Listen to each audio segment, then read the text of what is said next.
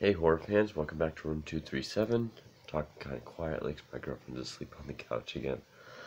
Come back to you with another classic horror film, and this time I'm doing The Invisible Ray, which is the last film that I watched as part of this Karloff Lugosi set. And it came out in 1936, and it's more of a it's definitely more of a science fiction film than horror, but it also has elements of a melodrama, meaning it's more emotional and sensitive, stuff like that. And unlike Black Friday, Invisible Ray is much like the other two, where it is a Karloff and Lugosi film. Lugosi still has kind of a minor role, but far bigger than he was in Black Friday. For that reason, I would probably say I like it more than Black Friday, just because the two of them do share screen time.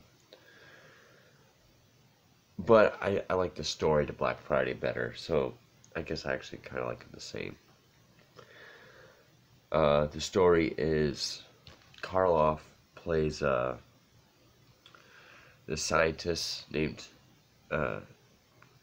Janos Ruka, who I guess he's an astronomer. He's found this way to tap into the Andromeda galaxy, and through that he can find light, and I guess find stuff of the past. I don't know, it's scientific.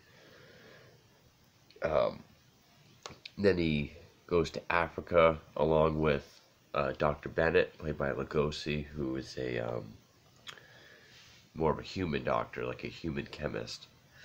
Karloff's young wife, this husband-wife couple, the Stevensons, who I think are financing it, and a nephew of theirs, a young guy who has a crush on Karloff's young wife. And during this expedition in Africa, he's looking for a meteorite that crashed billions of years ago. But he goes off on his own, leaves everyone else. He finds the meteorite, and he's exposed to this element that's more potent than radium. And he's exposed and poisoned by it, and it makes his skin glow in the dark, and his touch deadly. But that doesn't even really happen until about 45 minutes in, and that's when it really the main events of the film take place. There's this, because this is another movie where Karloff gets to show off his emotional acting, which I always think he does very well. There's a scene where, because it's been 8 weeks that he's left everyone, so his wife has some Africans bring her to him. But this is after he's been exposed, and he doesn't want her to see him. So he's in a tent, he's telling her to go away, I don't want to see you, I got important shit to do. But you can tell it's killing him. Karloff's always done great at emotional acting. So then while she's asleep in a tent, he runs back to Lugosi to get help, and Lugosi gives him this antidote that will make his skin not glow. And I'll say the effect isn't bad. I mean, it's just kind of animation just to make him glow. It's just his head and his hands. But then when they get back to the States, first he becomes this healer, he heals his mother's blindness. He goes to Paris and heals people. But then, his wife has left him for that young guy, and that mixed with the poison of the element starts to drive him mad. So you kind of get a little bit of the Invisible Man. Like, its revenge kind of starts small and it just escalates. Not as far as like world domination, which kind of makes me wonder why it's called Invisible Ray. I know it's because he has like this beam that he puts it's called Radium X, puts Radium X in, and when it hits someone it will heal them. But he even says like, beware the luminous man, so like Invisible Ray probably could have been called something else. He kills this French dude that looks like him, so he's declared dead. But now he's going around killing all the people involved. And, of course, Lugosi is the one that is able to figure out. Like, he's smart. And this is one of those rare films, at least that I've seen, where Lugosi is the good guy all the way through. I noticed with these movies that they do together, they usually take turns on like, okay, who's the bad guy, who's the good guy, and I think Karloff has done well in all of them. Again, Black Friday, I wish he had the Stanley Bridges role, but he did fine at Black Friday. Lugosi is able to, through his experiments, finds out that Karloff is still alive, and this is how he's doing it. And ultimately, Karloff's plan is to make it to his wife and her new husband, because they get married like this scene right after they find out he's dead. And who's that one guy? I want to get the actor's name.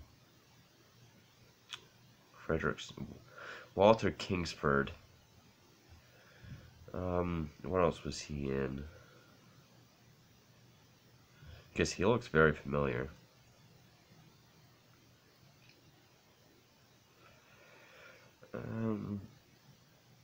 So far, nothing I've seen. He plays the married guy that goes with his wife, the sir and the lady. And again, I don't really know what they do. I think that they're to finance everything. I could be wrong. But he's dead in a bed, and when Lugosi is doing his experiment on him, like taking a certain kind of picture with the lamp right in his face, if you look closely, his eyes are open. He's like blinking. So he's supposed to be dead. Like, because Lugosi's got the lamp in his face. When he turns it off, you can see him kind of like trying to fix his eyes. Something I noticed. I'm gonna say spoilers, but I've actually never heard of this film. I've heard the name, but I didn't really know much about it until I bought this. But the last person he comes to at the end is his ex-wife, and well, Lugosi sets a trap for him with all these scientists talking about Radium X, and law enforcement's there. But he does get to Lugosi. And when he gets to his wife, he can't bring himself to do it. He has like this emotional kind of breakdown. He can't bring himself to kill her because he still loves her. Again, I thought Karloff did a great fucking job. And his mother is there, and she kind of gives him this speech about how, what was it she said? I just got done watching it too.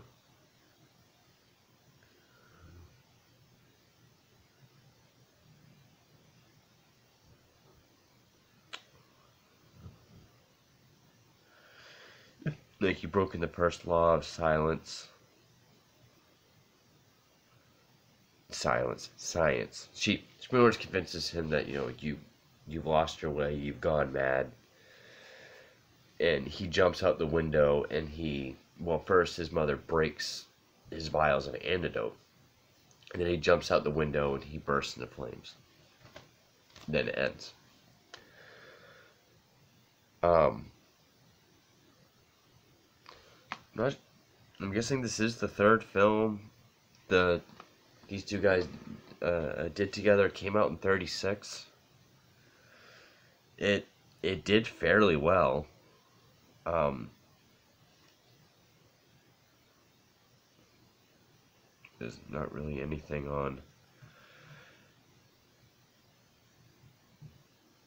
It went $68,000 over budget. Imagine it would have been for the scientific contraptions.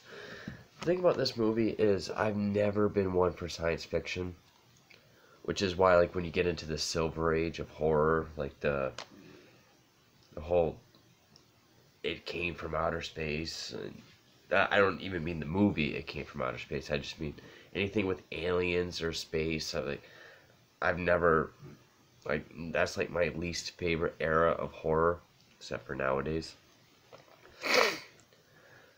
I mean, the only sci-fi films I really like would be like John Carpenter's The Thing, Reanimator, of course, zombie films, stuff like that.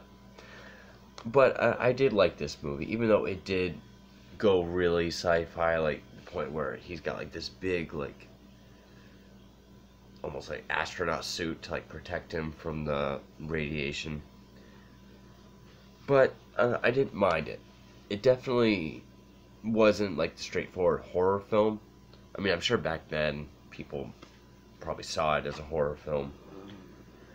But, you know, again, the kind of like Black Friday, the best part of this movie was the performances.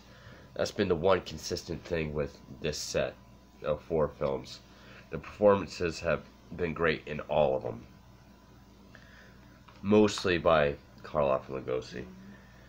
But The Black Cat and the Raven were phenomenal films. I loved those two. The Invisible Ray, I mean, definitely not one of my favorites. I liked it. If it wasn't for Karloff and Lugosi, I probably would have passed on it, to be honest. They kind of made the movie for me. But it's not that it was a bad movie. It's just, it's not really what I'm into. But anyway, so yeah. I actually just got this yesterday, and I've already watched and reviewed all 4 films. So, you know, I hope you like my reviews of all 4 of those Karloff and Lugosi films. That's not all the Karloff and Lugosi films I have. I have a bunch more. But anyway, that is The Invisible Ray from 1936. Thank you for watching.